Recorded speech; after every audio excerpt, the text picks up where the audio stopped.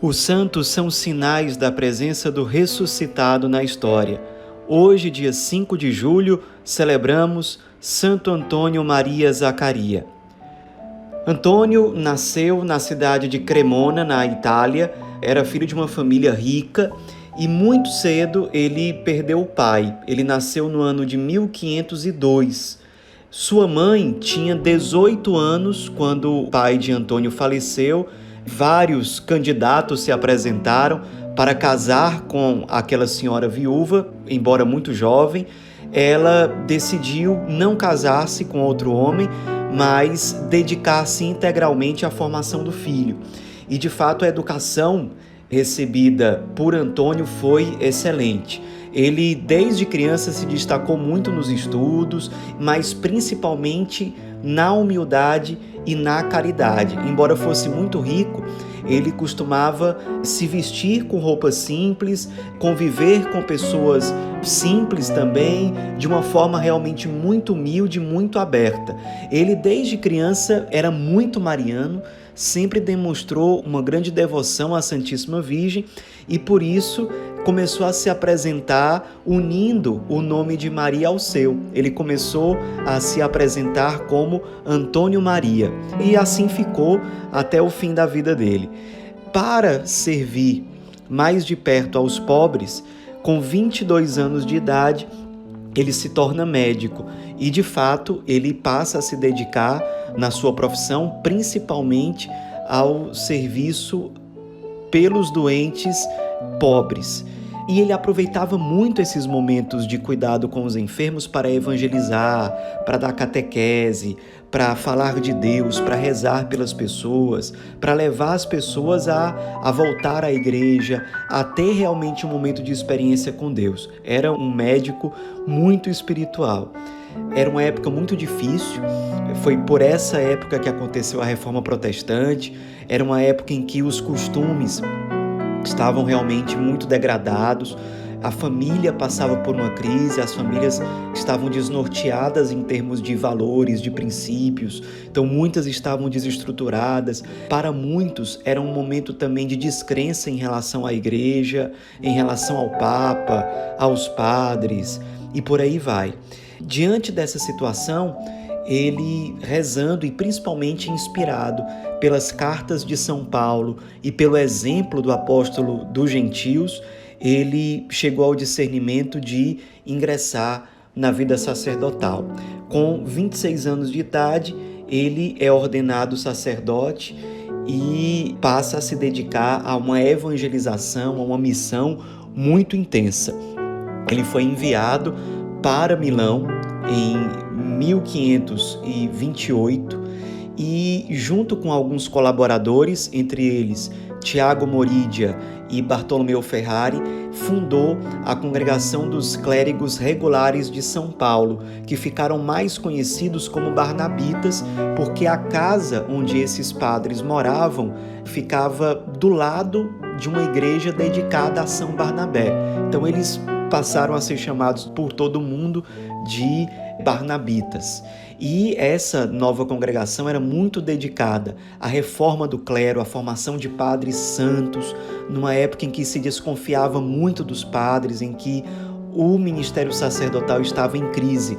Foi uma congregação que ajudou muito a promover o clero, a formação dos novos padres, padres virtuosos, santos, mas também uma congregação muito voltada à evangelização dos leigos, principalmente das famílias. Então, a partir do trabalho de Santo Antônio Maria Zaccaria e dos Barnabitas em geral, foram fundados vários grupos de famílias, de modo que Santo Antônio Maria Zaccaria é considerado um dos precursores da pastoral familiar ou da evangelização mais diretamente relacionada às famílias. O contato do sacerdote com os casais, com as crianças, com os jovens. Eram padres missionários que amavam muito os sacramentos e que estavam sempre dispostos a assistir os fiéis por meio dos sacramentos, muito voltados à formação de um clero virtuoso e da evangelização dos leigos, principalmente pela proximidade com as famílias. Depois de algum tempo, com a ajuda da condessa de Guastalla, Ludovica Torelli, ele fundou uma congregação feminina, a Congregação Feminina das Angélicas, que era dedicada à reforma dos mosteiros femininos. Então, eram mulheres religiosas voltadas à vida contemplativa, à vida de oração, à vida reclusa. Ou seja, era realmente um apostolado muito fecundo, o do padre Antônio Maria Zaccaria.